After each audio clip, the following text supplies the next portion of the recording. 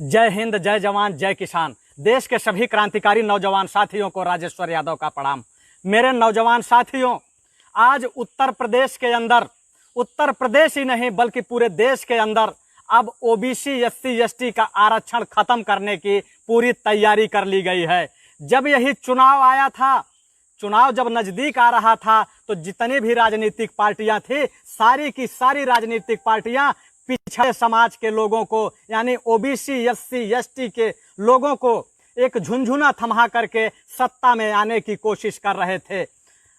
आज SC ST OBC का जो आरक्षण है वह पूरी तरीके से खत्म करने के लिए सरकार अपनी पूरी ताकत लगा चुकी है। वह चाहे संवैधानिक संस्थाओं के जरिए और चाहे स्वयं के जरिए, यानी अनेकों तरीके से इनको पिछड़े ओबीसी एससी एसटी के हक और अधिकार को खत्म करना है।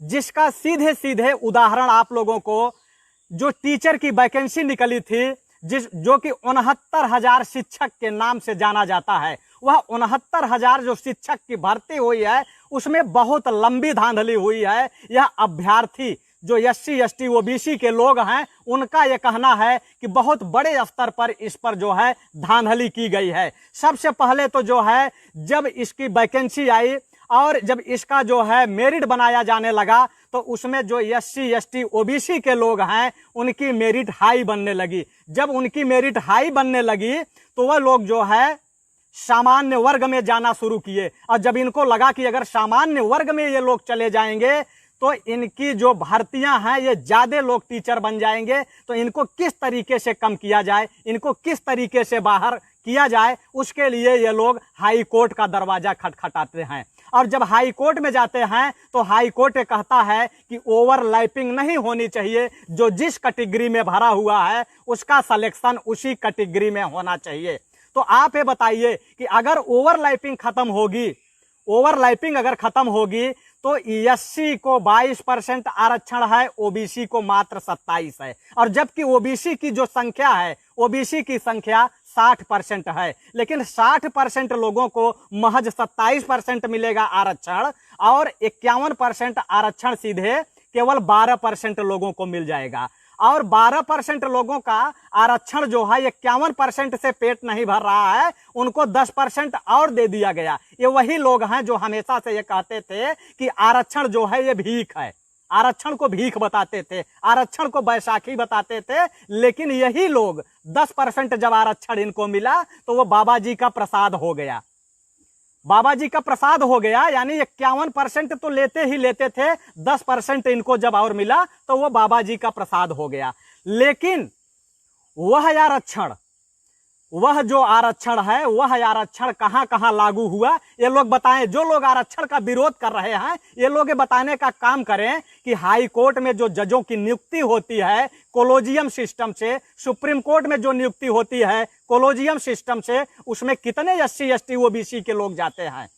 जब से इनको आरक्षण मिला है 27%, 60% के जगह केवल 27% आरक्षण मिला है, लेकिन उनका ये 27% भी खत्म किया जा रहा है कि 27% इनको मिले ना। अभी आप लोगों ने देखा होगा कि देखिए हमारे पास पूरा रिकॉर्ड है, पूरा मैं ऑन रिकॉर्ड आया हूं, मेरे पास पूरा रिकॉर्ड है। लेकिन आप लोगों से गुजारिश है, आप लोगों से आग्रह है कि इस आरक्षण के मुद्दे पर, चाहे ओबीसी एससी एसटी के अधिकारों की जब बात आती है तो इस पर टेलीविजन चैनल के लोग मौन हो जाते हैं, क्योंकि टेलीविजन चैनल पर भी मनु मीडिया है, यानी मनुवादी विचारधारा के लोग हैं जो एससी एसटी ओबीसी को दरकिनार करना चाहते हैं। तो मेरा आप लोगों से गुजारिश है, आप लोगों से आग्रह है कि इसमें जो है 20 से 25 हजार लोगों के भविष्य की बात है, एससी एसटी ओबीसी के अधिकारों की बात है, उनके हक की बात है। आज टीचर की जगह में, टीचर में जो है आपका आरक्षण खत्म किया गया है, और कल आपका पुलिस में खत्म हो जाएगा, चपरासी में खत्म हो जाएगा। यानी इससे ज्यादा तो आप कुछ बन नहीं पाए हैं आरक्षण से। आरक्षण से आप केवल चपरासी बने हैं, सिपाही बने हैं, और बहुत किए हैं तो टीचर बन गए हैं। लेकिन यहां से भी आप लोगों को किनारे किया जा रहा है। तो मैं आप लोगों से गुजारिश करूंगा कि जितने भी साथी जुड़े हैं, आप लोग पहले एक बार इस वीडियो को ग्रुपों में शेयर करें, टाइमलाइन पे चलाएं, लोगों तक पहुंचाएं, क्योंकि यह आवाज योगी जी बाबा जी के पास पहुंचनी चाहिए। क्योंकि जिस तरीके से आपके आरक्षण पर चोट हो रहा है, आपको दरकिनार किया जा रहा है, आने वाले समय में आपके गले में हांडी बांधी जाएगी और आपके कमर में झाड़ू बांध दिया जाएगा और आपको जो है गुलामी कराया जाएगा, जैसे हजारों साल पहले गुलामी कराया जाता था। लेकिन मैं आप लोगों से गुजारिश करूंगा कि आप लोग फटाफट 1000 लोगों को जोड़ दीजिए और उसके बाद मैं डाटा सहित ऑन द डाटा सहित मैं आप लोगों को सारा डिटेल मैं बताऊंगा कि किस तरीके से आप लोगों के पैरों में कुल्हाड़ी मारी जा रही है, पिछड़े समाज का हक और अधिकार खत्म किया जा रहा है, SC ST OBC का हक अधिकार खत्म किया जा रहा है। लेकिन पिछड़े समाज के नेता जो आपका वोट लेते हैं, आपके वोट से वो सत्ता में जाते हैं, वो इस समय बोल नहीं रहे हैं, जो अपने आप को पिछड़ों का ठेकेदार बताते हैं। वो कोई भी हो, मैं किसी का नाम नहीं ले रहा हूं, कोई भी हो जो पिछड़ों का ठेकेदार है वो आवाज नहीं उठा रहा है। मैं ये कहना चाह रहा हूं कि आज पिछड़ों के नेता में समाजवादी पार्टी है और बसपा है, जो कि SC ST OBC को लेके चलने वाले लोग थे। लेकिन आज इनकी मानसिकता, इनकी विचारधारा कहां चली गई कि पिछड़े समाज के लोगों का हक और अधिकार खत्म हो रहा है, लेकिन ये बोलने का काम नहीं कर रहे हैं। आपने देखा होगा कि जब मंदिर का मुद्दा आया तो वहां ट्रस्ट बना, उस ट्रस्ट में OBC SC ST के लोगों को नहीं रखा गया। लेकिन कोई भी नेता बोलने का काम नहीं किया कि आखिर क्यों नहीं रखा गया, कोई नेता नहीं बोला। और जब आप बात करेंगे तो सारे के सारे लोग यही हैं, सबको यही लगता है कि यही जो मुट्ठी भर लोग हैं जो आपका हक और अधिकार खाते हैं, यही इनको सत्ता में लाएंगे। लेकिन अगर ये OBC SC ST की बात नहीं करेंगे तो आने वाले समय में जो चुनाव होगा, उस चुनाव में इनको परिणाम भुगतने के लिए तैयार रहना होगा। और मैं ये भी कहना चाहता हूं आदित्य योगी जी को कि 325 सीट लेकर के जब ये सत्ता में आए थे तो ये मुट्ठी भर लोगों के बदौलत नहीं आए थे, पूरा SC ST OBC समाज के लोग पागल हो चुके थे इनको वोट देने के लिए। क्योंकि ये लोग कहते थे कि सबका साथ, सबका विकास, न गुंडा राज, न भ्रष्टाचार, अब की बार बीजेपी सरकार। सारे OBC SC ST के लोगों ने इनको वोट दिया था, वो चाहे केशव मौर्य के नाम पे दिए हों, और चाहे अनुप्रिया पटेल के नाम पर दिए हों, चाहे विनोद सोनकर के नाम पर दिए हों, और चाहे स्वामी प्रसाद मौर्य के नाम पे दिए हों, मतलब किसी भी तरीके से दिए हों, सारे लोगों ने इनको वोट किया था। और आज यही OBC SC ST के हक और अधिकार को जब खत्म किया जा रहा है, उनके पैरों में कुल्हाड़ी मारी जा रही है, तो ये सारे के सारे नेता कोरोना वाला मास्क लगा करके अपने घरों में बैठ के रामायण देख रहे हैं और महाभारत देख रहे हैं, और ये पिछड़ों के ठेकेदार बन रहे हैं, जो कि बिल्कुल शांत हैं, बिल्कुल चुप हैं। और यह मैं कहना चाहता हूं कि आप लोग इस वीडियो को इतना शेयर कर दीजिए कि इन लोगों तक पहुंचे, मेरी आवाज इन लोगों तक पहुंचे। और मैं ये बताना भी चाहता हूं कि आने वाले समय में अगर यह जो भर्ती हुई है 69,000, अगर इसकी पारदर्शिता नहीं बरती गई, इसको अगर बताया नहीं गया, तो आने वाले समय में SC ST OBC का एक भी वोट भाजपा में जाने नहीं पाएगा। क्योंकि ये पढ़े लिखे नौजवान हैं, जिनको नौकरी से वंचित किया जा रहा है, ये पढ़े लिखे नौजवान हैं और इनकी संख्या 20,000 है। कम से कम 20,000 लोगों को बाहर किया जा रहा है। जिस तरीके का कट ऑफ सिस्टम बना करके और MRC के तहत लोगों को बाहर किया जा रहा है, इनकी संख्या लगभग 20,000 है। पूरे उत्तर प्रदेश के अंदर 400 जो लगभग 20 ब्लॉक 822 ब्लॉक हैं, 75 जिले 822 ब्लॉक हैं। तो जिस तरीके से 20,000 लोगों को अगर अलग किया गया तो लगभग हर गांवों के हिसाब से, यानी 822 ब्लॉक हैं, एक ब्लॉक में 70 गांव होते हैं, तो अगर उसका रेशियो आप निकालेंगे तो हर गांव में लगभग 2 अभ्यर्थी ऐसे हो रहे हैं जिनको नौकरी से बाहर निकाला जा रहा है। और हर गांव का 2 अभ्यर्थी भारतीय जनता पार्टी की कब्र खोदेगा अगर SC ST OBC के हक और अधिकार को खत्म किया जाएगा। खत्म किया जा रहा है, जिसमें कि पढ़े लिखे लोगों को बाहर निकाला जा रहा है। ये वही योगी जी हैं जो कहते थे कि हमारे यहाँ टैलेंटेड लोग नहीं हैं, योग्य लोग नहीं हैं, नहीं टीचर की भर्ती तो तैयार है। क्या आपकी यही योग्यता है कि जनरल वालों को OBC में ले आके रख दो और गुप्ता जी को ले जाके ST में रख दो? शर्म आनी चाहिए, इसमें पारदर्शिता बरतनी चाहिए। अब मैं आपको बताऊंगा, जैसे 1000 लोग होने वाले हैं, जैसे ही 1000 लोग हो जाएंगे, मैं आपको बताना शुरू कर दूंगा कि किस तरीके से आपके आरक्षण पे चोट किया जा रहा है। और जो लोग आरक्षण का विरोध करने वाले हैं, मैं उनको भी ये कहूंगा कि आप इस वीडियो को ले जाके योगी जी तक दिखाइए कि आने वाले समय में उनकी कब्र खुदने वाली है। जितने साथी देख रहे हैं सभी साथियों से मैं एक बार गुजारिश करूंगा कि आप लोग वीडियो को क्लिक करिए, और जैसे ही वीडियो को क्लिक करेंगे आप देखेंगे वहां शेयर का ऑप्शन होगा। शेयर के ऑप्शन पे जाके वहां बटन दबाएं, और जैसे ही बटन दबाएंगे वहां मुंडी आएगी, अंध भक्त, गंध भक्त, गोबर भक्त, उनकी मुंडी आएगी। उस मुंडी पे क्लिक करेंगे, वो ग्रुप आ जाएगा। सारे ग्रुपों में आप शेयर करते चले जाएं। ग्रुपों में शेयर करिए, टाइमलाइन पे शेयर करिए, वॉच पार्टी भी चलाइए, क्योंकि आप लोगों के हक और अधिकार की बात है, और वह है आपके हक और अधिकार की बात हम कर रहे हैं। कोई राजनेता नहीं कर रहा है, और हमें कोई सांसद नहीं बनना है, कोई विधायक नहीं बनना है, हमें राजनीति का शौक नहीं है। हमें सिर्फ है आपके हक और अधिकार की बात करनी है, हमें किसानों, मजदूरों, गरीबों की बात करनी है। इसलिए हम आप लोगों से कह रहे हैं, आप फटाफट लोगों को जोड़ते जाएं, लोगों को जोड़ते जाएं, इसको वीडियो को लोगों तक पहुंचाते जाएं। देखिए किस तरीके से इन शिक्षकों को बाहर का रास्ता दिखाया गया। 20,000 लोगों को, कम से कम 20,000 लोगों को। देखिए जो वैकेंसी निकली थी उसमें 69,000 लोगों की जो है नौकरियां मिलनी थी, 69,000। तो जिसमें जो ओबीसी था, ओबीसी को जो 27% आरक्षण मिला है, 27% इसलिए दिया गया है क्योंकि सुप्रीम कोर्ट का एक गाइडलाइन है कि 49% से अधिक आरक्षण नहीं दिया जा सकता। लेकिन उस समय सुप्रीम कोर्ट का गाइडलाइन कहां चला जाता है, जब 49 में 10% और आरक्षण मिल जाता है, सवर्णों को मिल जाता है, और उनकी गरीबी रेखा तय होती है 9 लाख। यानी आपको राशन लेने की जो गरीबी रेखा तय होगी, वह गरीबी रेखा कितना तय होगी, 72,000 रुपए। गरीबी रेखा आपका एक साल का 72,000 तय होता है, और उनका कितना तय हो रहा है, 8 लाख। और उस आरक्षण को बढ़ा करके जो है कर दिया गया कितना, मतलब 60% हो गया। उस समय सुप्रीम कोर्ट, माननीय सुप्रीम कोर्ट की गाइडलाइन कहां चली जाती है, यह आप लोग देखिए। तो आप लोगों के हक और अधिकार को जो खत्म करने की प्रक्रिया है, वह संवैधानिक संस्थाओं से लेकर के यहां तक है।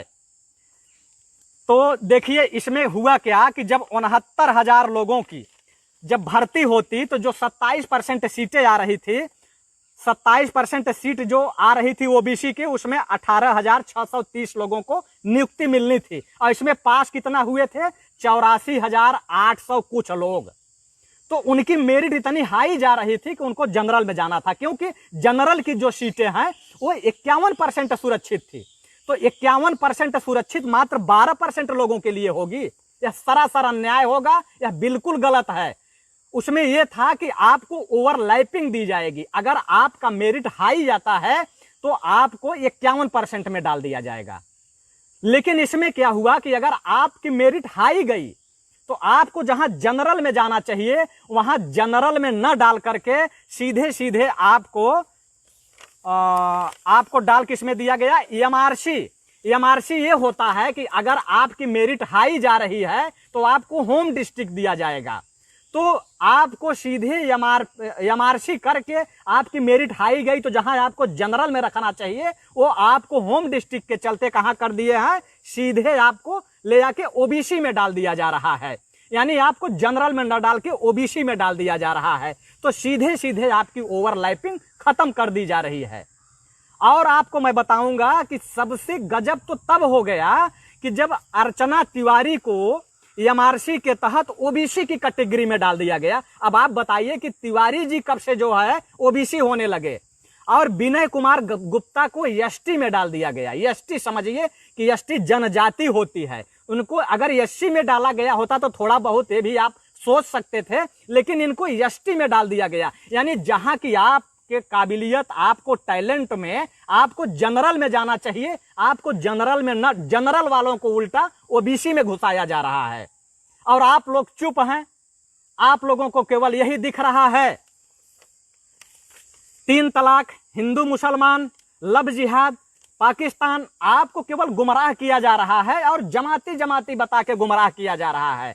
तो आप ये समझ सकते हैं कि जिस तरीके से आपके आरक्षण पे चोट हो रहा है, अब इसमें जितना भी सिलेक्शन हुआ है, अब ये पता ही नहीं है कि ओबीसी के लोगों का सिलेक्शन कितना हुआ है और कहां हुआ है, क्योंकि इसमें जो है पारदर्शिता बिल्कुल बरती ही नहीं गई है। अब पारदर्शिता के बारे में हम आपको बताते हैं कि पारदर्शिता तो तब बरती जाती कि जब रिजल्ट निकला। जैसे रिजल्ट निकला तो एक तरफ जो है अभ्यर्थी का नाम होना चाहिए, उसके आगे उसने कितना नंबर पाया वो होना चाहिए, उसको किस कैटेगरी में रखा गया, ओबीसी में रखा गया कि एससी में रखा गया कि एसटी में रखा गया, वो होनी चाहिए।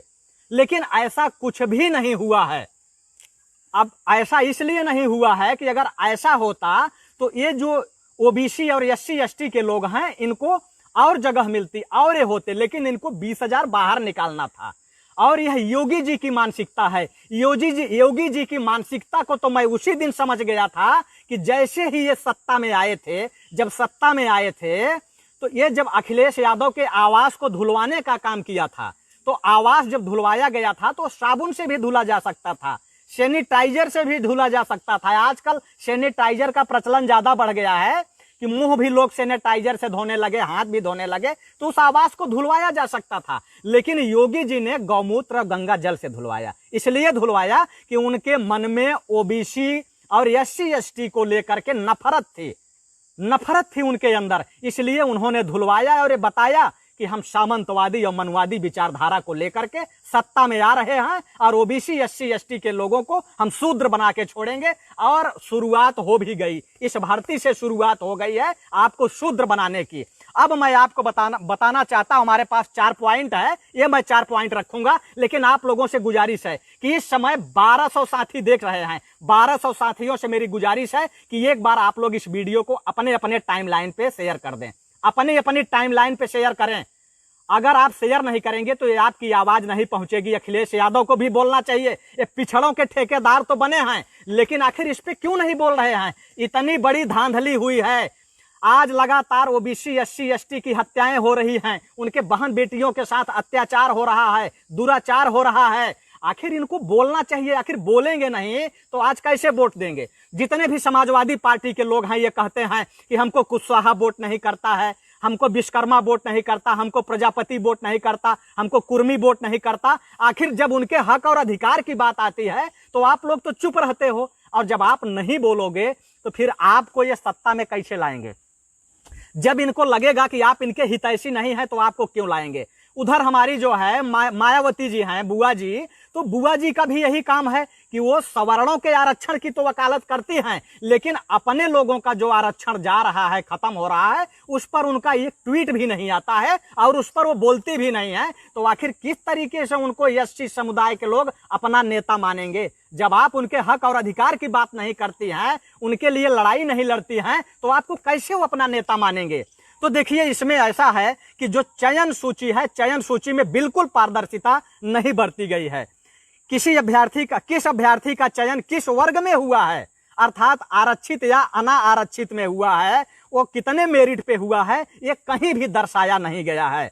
इसलिए यह पारदर्शिता पर सवाल खड़ा करता है कि भर्ती में पारदर्शिता हुई है और या फिर व्यापम घोटाले की तरह व्यापम घोटाला हुआ है। जैसे व्यापम घोटाला हुआ है, कहीं वही घोटाला यहां भी तो नहीं हुआ है। दूसरा पॉइंट यह है कि आरक्षित वर्ग के मेधावी अभ्यर्थियों को उनके उच्चतम मेरिट के बावजूद भी आरक्षित वर्ग में क्यों चयनित किया गया है? जब जो सामान्य वर्ग की सूची है, सामान्य वर्ग के बराबर जो बच्चे नंबर पाए हैं एससी एसटी ओबीसी के, उनको ओबीसी में क्यों रखा गया है? और अगर ओबीसी में नहीं रखा गया है तो वह सूची में क्यों नहीं दर्शाया गया है और सूची में क्यों नहीं दिखाया गया है?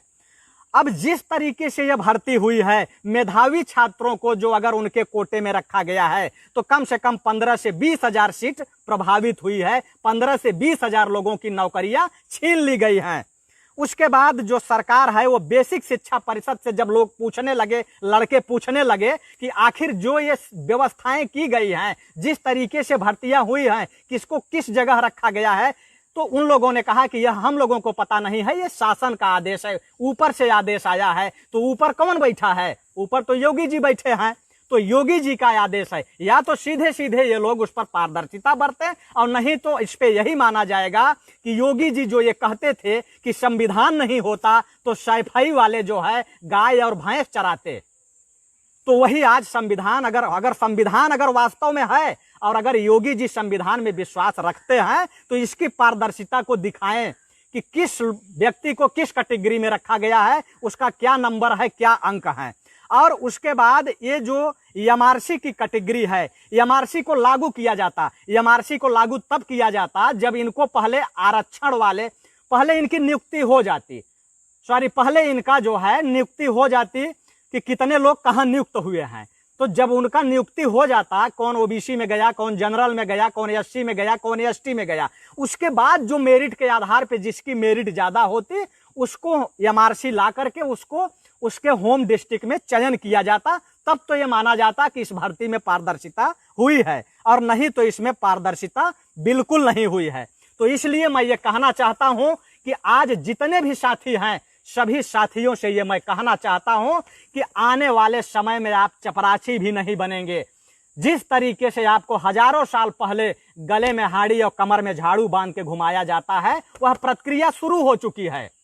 यह प्रक्रिया इसलिए शुरू हो चुकी है कि पहले लोगों को धन रखने का अधिकार जाति आधार पे नहीं था, और आज आपको जो है वही स्थिति फिर लागू की जा रही है। अगर आप टीचर नहीं होंगे, आप अध्यापक नहीं होंगे, आप चपरासी नहीं होंगे, आप सैनिक नहीं होंगे, आप सिपाही नहीं होंगे, तो फिर आपके पास धन आएगा नहीं, आय का स्रोत आएगा नहीं, और आप क्या करेंगे? मानसिक गुलामी करेंगे, आप मानसिक गुलामी करेंगे। लेकिन वह समय आ चुका है कि आपको यह नहीं सोचना चाहिए कि ये तो 69,000 लोगों का मामला है, तो हम क्यों बोले, हमारे घर से कोई टीचर थोड़ी होने जा रहा है।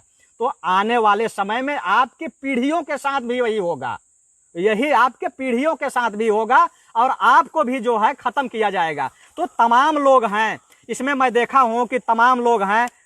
देखिए, एक चिट्ठी मेरे पास आई है, यह चिट्ठी है राजू भैया जो कल्याण सिंह के लड़के हैं, उन्होंने लिखा है कि इसमें जो लोग आरोप लगा रहे हैं अभ्यर्थी, इसको जो है माननीय मुख्यमंत्री जी और उनके सचिव जी इसको संज्ञान में लें, और संज्ञान में लेकर के इस पर कार्रवाई करें। अगर इस पर कार्रवाई नहीं होती है तो मैं ये कहूंगा योगी जी कि एससी एसटी ओबीसी का जो लगाव है आपसे, ये बिल्कुल मुंह मोड़ लेंगे आपको, और आपके पास जाएंगे नहीं, और आने वाले 2022 के चुनाव में आपकी ये कब्र खोदेंगे। क्योंकि ये पढ़े लिखे टैलेंटेड लोग हैं, ये मूर्ख लोग नहीं हैं कि उनके खाते में आप 1,000 दे दोगे और उनके घर में 5 किलो जो है चावल भिजवा दोगे, आपको वोट दे देंगे। ऐसा नहीं है, ये पढ़े लिखे मेधावी छात्र हैं। जब ये पढ़ाई कर रहे थे ना, तो इनकी जमीनें गिरवी हो गई थी।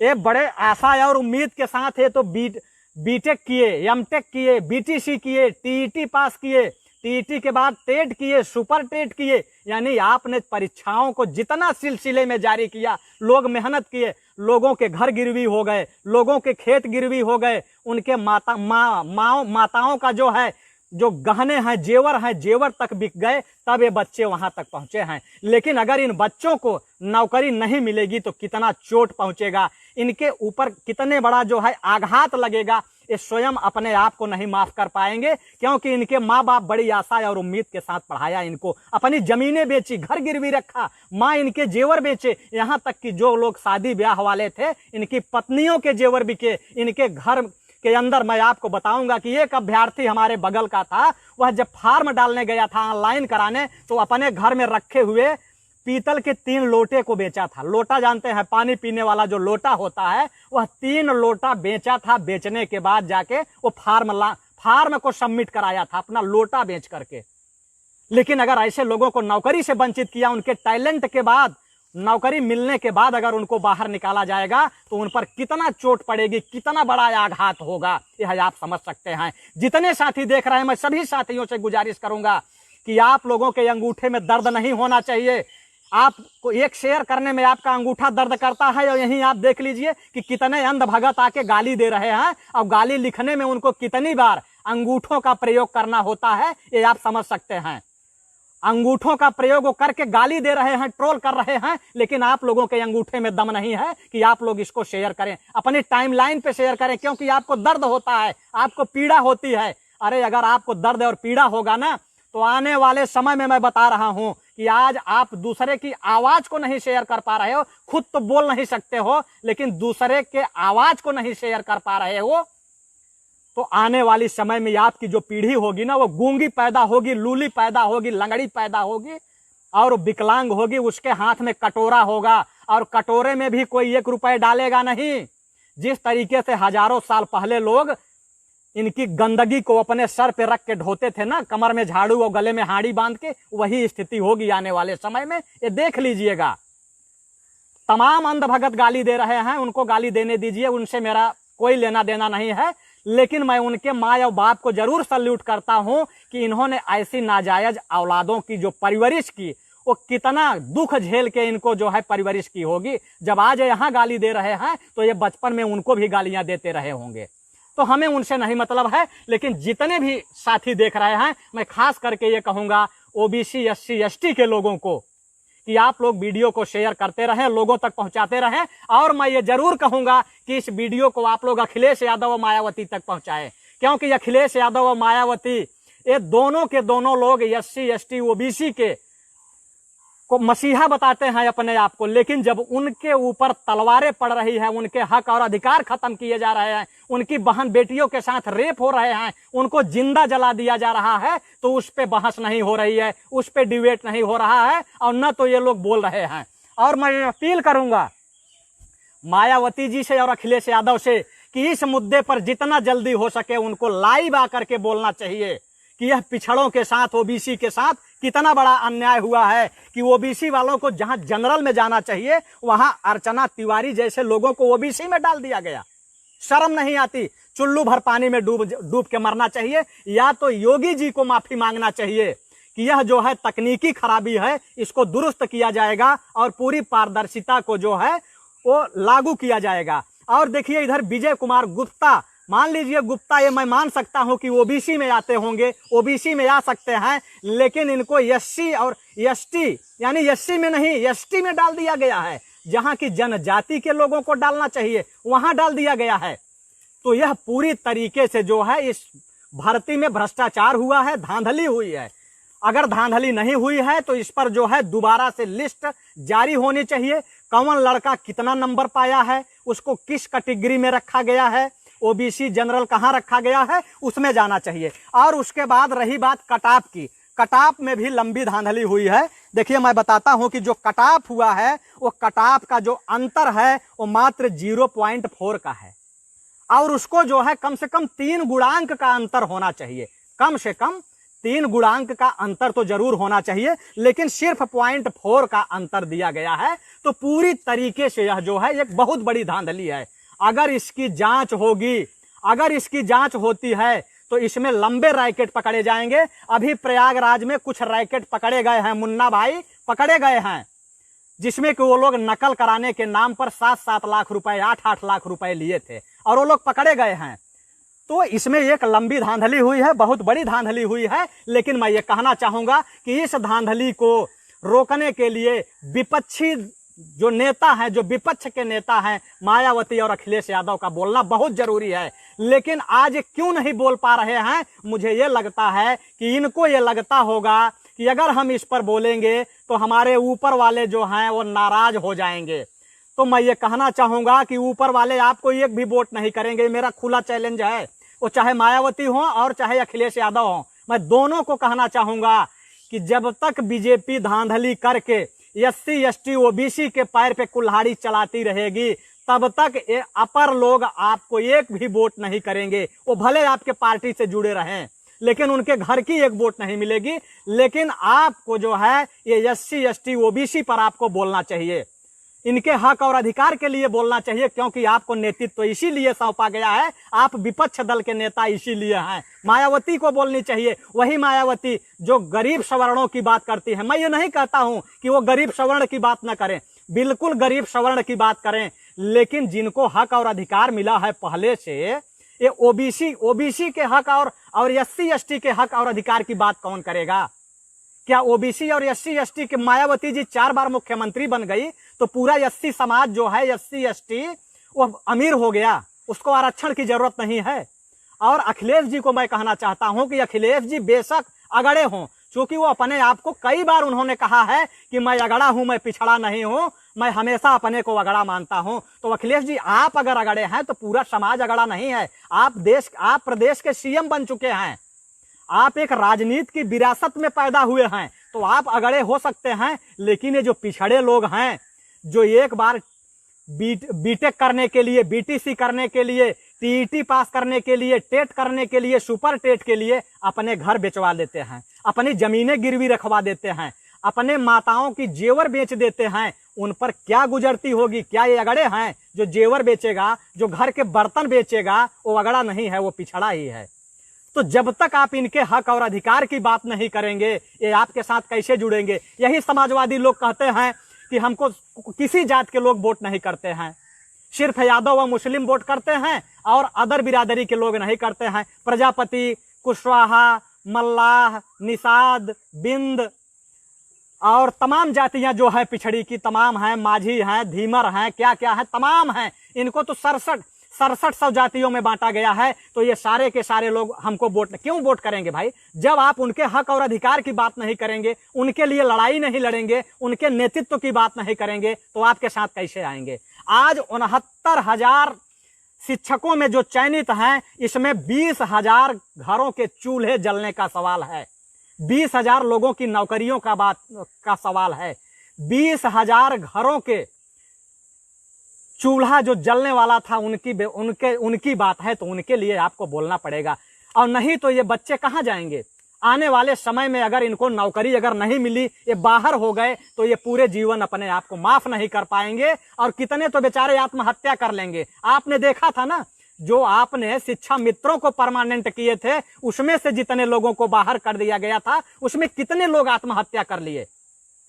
उनके घर के लोगों के ऊपर क्या गुजरा, क्या बीता? तो इसलिए मैं ये कहूंगा कि जितने भी नेता हैं, सारे नेताओं को बोलना चाहिए, और जितने भी हमारे क्रांतिकारी साथी हैं, जितने लोगों तक ये वीडियो पहुंच रहा है, उन लोगों से भी मैं ये कहूंगा कि आप लोग लाइव के माध्यम से पोस्ट डाल करके और ट्विटर पे जाकर के लिखिए, वहां हैशटैग करके जो है लिखिए कि 69,000 शिक्षकों की भर्ती में हुई धांधली।